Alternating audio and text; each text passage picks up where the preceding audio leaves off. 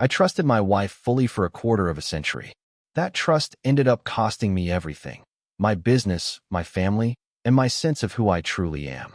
When I uncovered the secrets she had been hiding, I realized our entire marriage had been based on lies. But her gravest error was underestimating how I would react once I found out. My name is Preston Walsh. I'm 51 years old.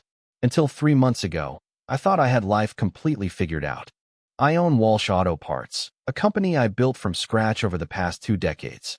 I started with a single small shop selling used car parts, and now I operate 3 locations with a successful online store. My wife, Lorraine, and I have 4 children: Jackson, 20, Orion, 18, Elijah, 14, and our little princess Lyra, 10. Or at least, that's what I believed, until everything in my world collapsed. It began on a Tuesday morning in March. Lorraine was preparing for work, standing in front of our bedroom mirror, applying her lipstick with unusual care. She'd been an office manager at a dental clinic downtown for 12 years. Reliable, steady, predictable, or so I thought. "I'll be late tonight," Lorraine said, avoiding my gaze in the mirror. "We have a staff meeting about the new computer system." I was tying my work boots, getting ready to head to the shop. "How late?" I asked. She shrugged, still focused on her reflection. "Maybe 9, maybe 10. Don't wait up." Something in her tone unsettled me, though I couldn't identify it. Lorraine had always been direct, never one to sugarcoat things. But recently, a distance had grown between us. She seemed distracted, constantly on her phone, taking calls in other rooms. "Want me to grab dinner for the kids?" I asked. "Sure, whatever," she replied, grabbing her purse. "Oh, and Preston, I might need to work this Saturday too. Dr. Reynolds wants to reorganize the filing system." That's when it hit me. Dr. Reynolds had retired 6 months ago. I stood in our bedroom, listening to her car drive away, feeling a chill settle in my stomach. Lorraine never forgot details. She had a memory like a steel trap. She could recall every appointment, every school event, every anniversary. She didn't make mistakes like that, unless she was lying. I tried to dismiss it, telling myself I was just being paranoid. But all day at the shop, while pricing inventory and helping customers, the uneasy feeling lingered. When Jimmy, my assistant manager, asked if I was okay, I realized I'd been staring at the same invoice for 10 minutes. That evening, I picked up pizza for the kids as promised. Jackson was in his room, likely gaming. Orion was at basketball practice. Elijah was at the kitchen table with his homework, and Lyra was watching cartoons in the living room. "Where's Mom?" Elijah asked as I set down the pizza boxes. "Working late," I replied, trying to sound normal. "Staff meeting?" Lyra glanced up from her show. "Daddy, why does Mommy work so much now?" Even our 10-year-old noticed the change. "She's just busy, sweetheart," I said, but the words felt hollow. By 11:30 that night, Lorraine still hadn't returned. I called her cell. It went straight to voicemail. The next morning, I couldn't focus at all at the shop. Every customer, every phone call, my mind kept returning to Lorraine's lie about Dr. Reynolds. I tried to reason that there had to be an explanation, but the more I thought, the less it made sense. Around lunchtime, I did something I'd never done in 25 years of marriage. I drove to her workplace. The dental clinic was in a small strip mall downtown. I had been there many times, dropping off forgotten lunches or picking her up when her car was in the shop. I knew the staff, knew the routine. I parked across the street and waited. At exactly noon, Lorraine walked out of the building, but instead of heading to the sandwich shop she usually went to, she got in her car and drove away. I followed at a distance, my heart pounding. She drove across town to a restaurant I'd never heard of, Jusp's. Upscale, valet parking, cloth napkins, not the kind of place for a quick lunch break. I parked down the street and watched as she entered. 10 minutes later, a man arrived. Tall, well-dressed, about my age. There was something in his confidence that made my stomach twist. I sat there an hour and a half. When they finally left together, Lorraine was laughing at something he said, touching his arm in a way that made my blood run cold. She looked happier than she had in months. The man walked her to her car. They spoke a few more minutes, and he kissed her cheek before she drove away. I felt as if I'd been punched in the gut. Back at the shop that afternoon, I kept making mistakes. Jimmy had to correct prices on 3 invoices. When he asked if I was okay, I said I had a headache. But that headache paled compared to the sick feeling in my stomach. That evening, Lorraine was at home, cooking dinner like nothing had happened. She smiled at me, the same smile she had given the stranger at lunch. "How was your day?" she asked, chopping vegetables for a salad. "Fine," I said, watching her carefully. "How was your day?" I asked. "Busy. The usual office drama," she replied, without even flinching as she lied. Jackson walked into the kitchen, grabbing a soda from the fridge. At 20, he was now taller than me, with Lorraine's dark hair and my stubborn jawline. "Dad, can I borrow $50? Going out with friends tonight." "Sure, son," I said, pulling out my wallet, though my eyes stayed on Lorraine. "How's college going?" I asked. Jackson shrugged. "It's fine. Mom, are you working late again tonight?" Lorraine paused mid-chop. "No, why? Just curious. You've been busy a lot lately." Even our 20-year-old had noticed. That was when it hit me. This wasn't a sudden change. Lorraine had been preparing for something for a long time, and I had been too trusting, or too blind, to see it. That night, after everyone was asleep, I lay awake staring at the ceiling while Lorraine slept peacefully beside me. For the first time in our marriage, I felt like I was in bed with a stranger.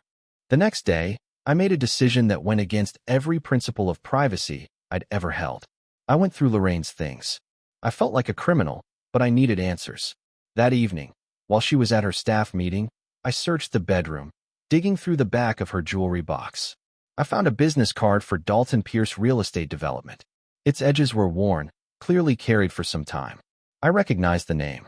Pierce Development had been trying to buy property near my main shop for months to build a high-end shopping complex. I had resisted because it would hurt my business. Now it made sense why Lorraine had encouraged me to sell and relocate more than once. At the time, I thought she was being practical. What an idiot I had been. The next morning, I called in sick and drove to Pierce Development's office. Through the window, I saw him, the same man from the restaurant. Tall, silver-haired, likely 10 times my net worth. Everything I was not, but I didn't confront him yet. Instead, I went to see my accountant, Bob Stevens, who'd managed my books for 15 years. "Bob, I need you to check something for me," I said, sitting across his cluttered desk. "Has anyone accessed my business accounts besides me?" Bob scrolled through files on his computer, frowning. After a few minutes, he looked up, concerned. "Preston, there have been several inquiries into your financials over the last 3 months.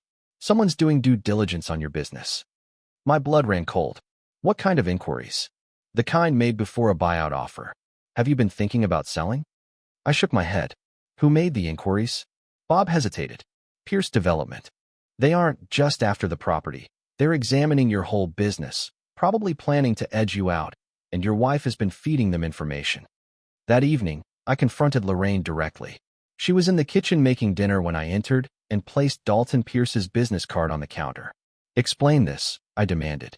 Lorraine glanced at it, her face shifting through surprise, fear, then defiance. "Where did you find that?" she asked. "In your jewelry box," I replied, placing also a receipt from Yeppy's restaurant on the counter, which I'd found in her purse while she was showering. She straightened, meeting my eyes for the first time in weeks. "Preston, we need to talk." "Yes, we do. Starting with how long you've been sleeping with Dalton Pierce and giving him information about my business." The mask finally slipped, but not into guilt. Lorraine smiled coldly, calculating. "Longer than you think," she said. That smile told me everything. This wasn't a lapse in judgment. It was deliberate, planned, and I had been a fool. "How long?" I asked, my voice steady despite the rage inside me. Lorraine leaned against the counter, arms crossed like we were chatting about the weather. 2 years, Preston. Maybe longer." 2 years. While I worked 16-hour days to build our future, she'd been scheming to destroy it. "And Pierce wants my business locations. He wants to develop the area. Your little auto parts shops are in his way," she continued. I almost laughed. "You mean you?" "I mean us, our family. Dalton's offering a chance at something bigger," she said sharply. "Do you know what he's worth? What he could do for our kids?" I asked. "Our kids?" Her voice faltered for a brief second, a flicker of fear in her eyes. Maybe it was guilt, but she recovered fast. "What's that supposed to mean?" she asked. I'd been dreading this moment, yet saying it felt like tearing off a bandage. "I know about Jackson." The color drained from her face. "Preston, when he needed that blood transfusion after his motorcycle crash last year, the doctor mentioned something about blood types that didn't add up. So I had my doctor run some tests. Lorraine's hands trembled, though her voice stayed defiant. So what if you're not his biological father? You raised him. You love him. I do love him, I said, stepping closer. But I deserve the truth. Who else, Lorraine? Or Ian? She didn't answer, but the guilt on her face was all the confirmation I needed. 20 years of marriage, and I'd been raising another man's children without knowing it. The betrayal cut deeper than any affair could. Get out, I said quietly. Preston, we can fix this. Get out of my house. This is my house too, she snapped. Not anymore. I pulled out my phone, showing her the screen. I've already called my lawyer. You have until tomorrow to pack what you need. Everything else will be settled in court. For the first time since we started talking, Lorraine looked genuinely shocked. You can't just throw me out. I have rights. So did I said. Didn't stop you from trying to ruin my business and my life. Before she could respond, footsteps sounded on the stairs. Jackson stood in the doorway, pale. How much of that did you hear? I asked. Enough, he said quietly. Then he turned to his mother, disappointment heavy in his eyes. Mom, is it true? Lorraine's composure crumbled. Jackson, honey, I can explain. Just answer me. Is Preston my father or not? The silence stretched until she finally whispered, No. Jackson nodded slowly, then looked at me. Dad, I'm sorry. You have nothing to be sorry for, son, I said, and meant it. Biology didn't matter. I had raised these boys, loved them, been there for every scraped knee and broken heart. That would never change. But my marriage, it was over. After Lorraine left, the house felt different. Lighter somehow, even through the ache in my chest. That night, I sat in my office making calls, planning my next steps. 25 years of marriage doesn't end without fallout, and I wasn't about to let her walk away with everything I'd built. My first call was to my lawyer, Frank Rodriguez. We'd gone to high school together, and he'd handled the legal work for my business expansion. Frank, I need a divorce attorney. The best one you know. Preston, what happened? I told him the basics, the affair, the sabotage, the paternity mess. Frank listened silently, jotting notes. This isn't just a divorce case, he said finally. It's fraud. Maybe even corporate espionage. You need someone who handles both family and business law. He gave me a name, Sandra Kim, an attorney specializing in complex divorce cases involving business assets. By 8 a.m. the next morning, I was sitting in her downtown office. Sandra was sharp, direct, and didn't waste time with sympathy. Mr. Walsh, she said, based on what you've told me, your wife has committed multiple offenses. Unauthorized access to company data, secret bank transfers. We can use all of that. What about the kids? I asked. The paternity issue complicates things, but you've been their legal father their entire lives. That holds weight in court. She leaned forward, serious. But you should know, if we go after her hard, she'll fight back. This could get ugly. It's already ugly, I said. Now I want justice. Next came securing my business. I spent the afternoon at the bank removing Lorraine's access to every account, changing all passwords and security codes. She'd taken enough from me. That ended now. That evening, Jackson came to see me. He'd been staying at a friend's house since the confrontation, and he looked exhausted. Dad, we need to talk, he said, sitting across from me. I'm listening, son. I've known for 3 years that you weren't my biological father. The words hit me like a blow. How? Mom told me, he said bitterly. She said if I ever told you, it would destroy the family.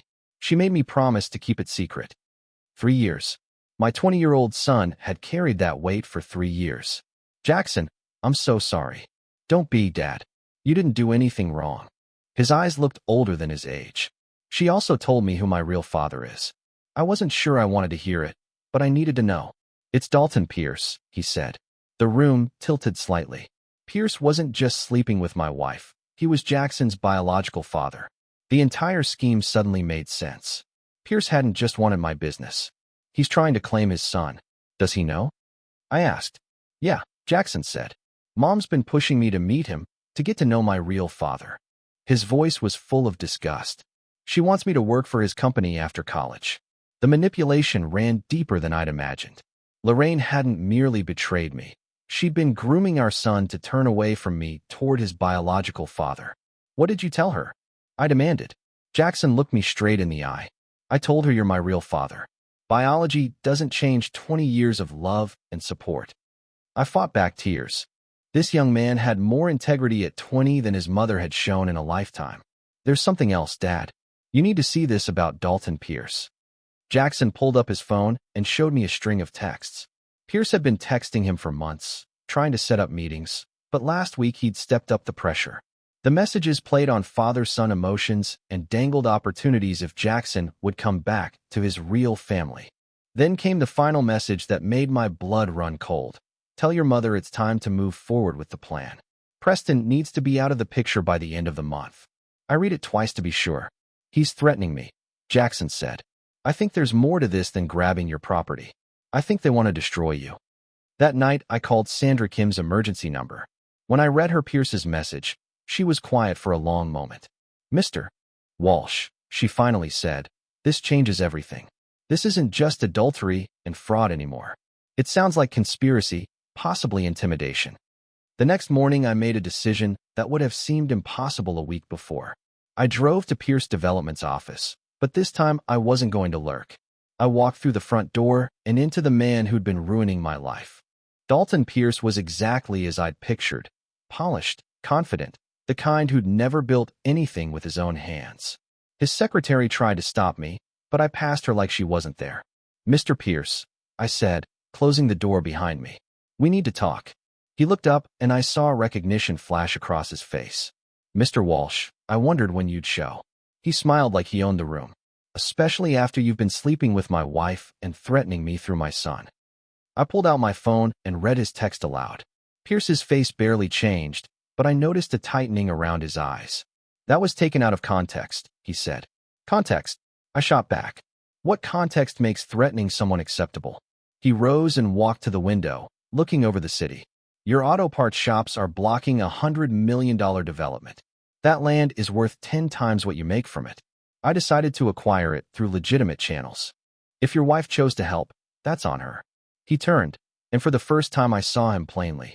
Cold, calculating, ruthless. Your marriage was already over, Preston. You just didn't know. Lorraine came to me. The implication hit me like a hammer. This was planned. Lorraine had approached Pierce with a scheme to destroy me. How long? I asked. He shrugged. Long enough for both of us to see a mutual benefit. She wants out. I want the land. Win-win. Pierce smiled, arrogant, damnable. I wanted to punch him, but I didn't. Instead, I stopped the recording app I'd been running since I entered his office. His smile faltered. You recorded this? He demanded. Every word, I said. Even as his arrogance cracked, his worry was first real sign of guilt. 2 weeks after I recorded his admission, Sandra Kim called with an opportunity we couldn't ignore.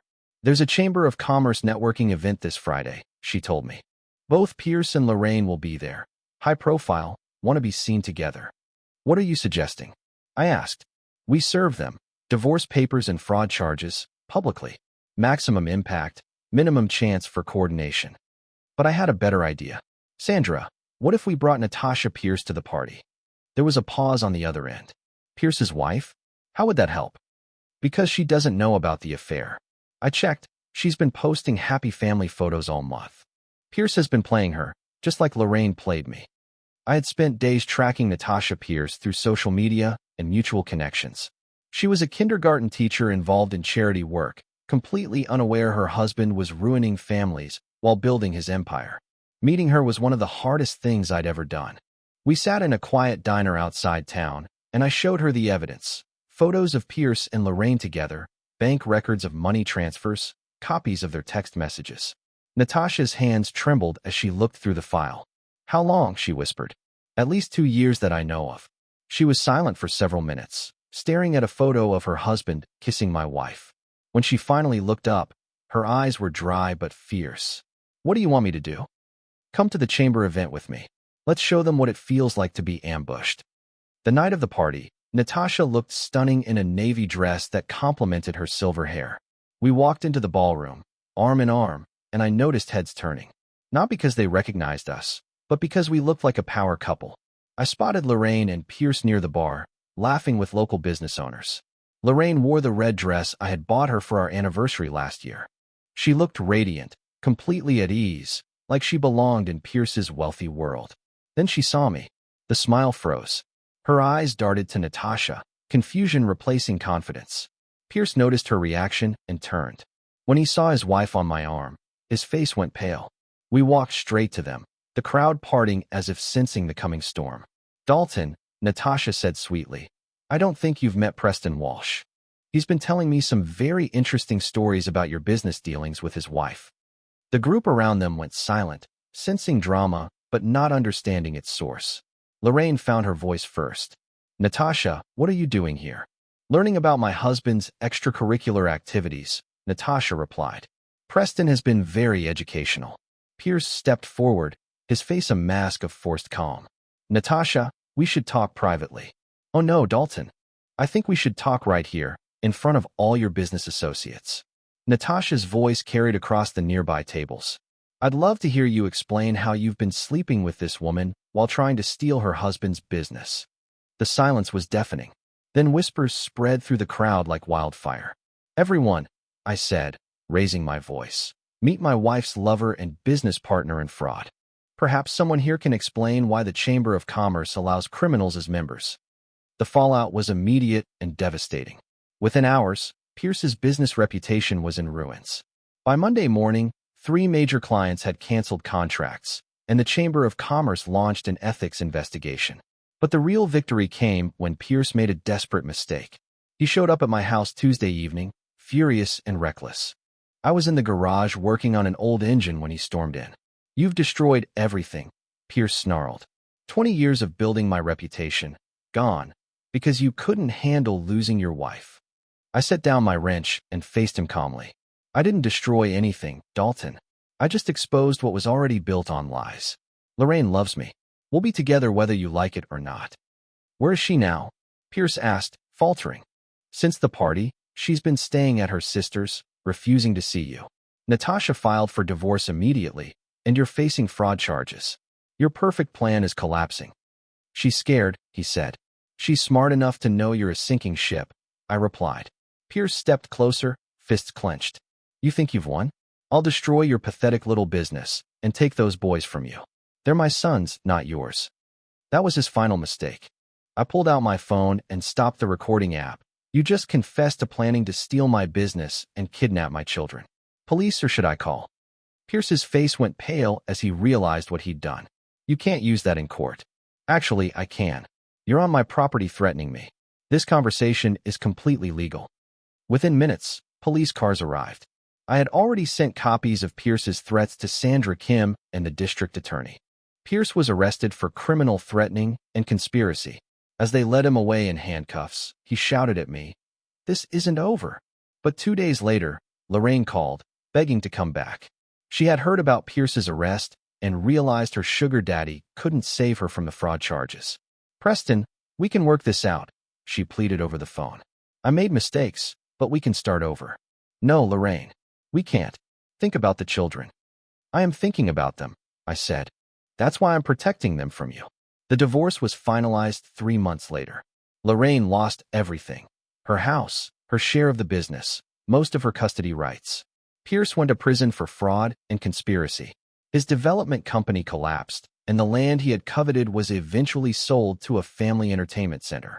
Jackson chose to keep my last name and continued calling me Dad. Ian made the same choice after learning the truth about his paternity. Blood doesn't make a family. Love and commitment do.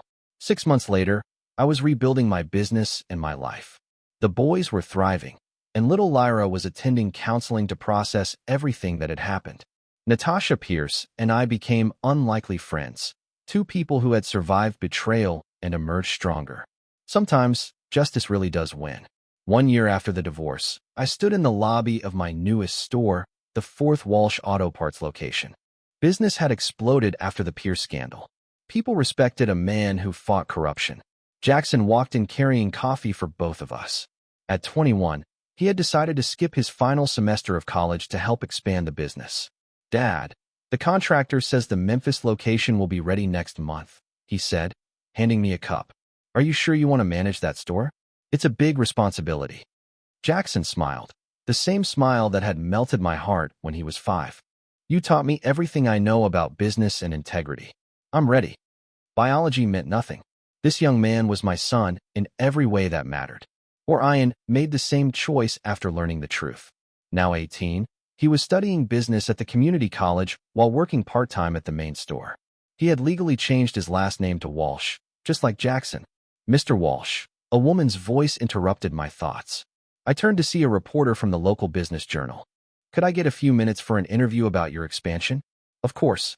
How does it feel to go from nearly losing everything to building a regional chain? I thought about Pierce, now serving 8 years in federal prison, and Lorraine, living in a one-bedroom apartment working at a discount store, stripped of everything she tried to steal. Sometimes the worst thing that happens to you turns out to be the best thing, I said.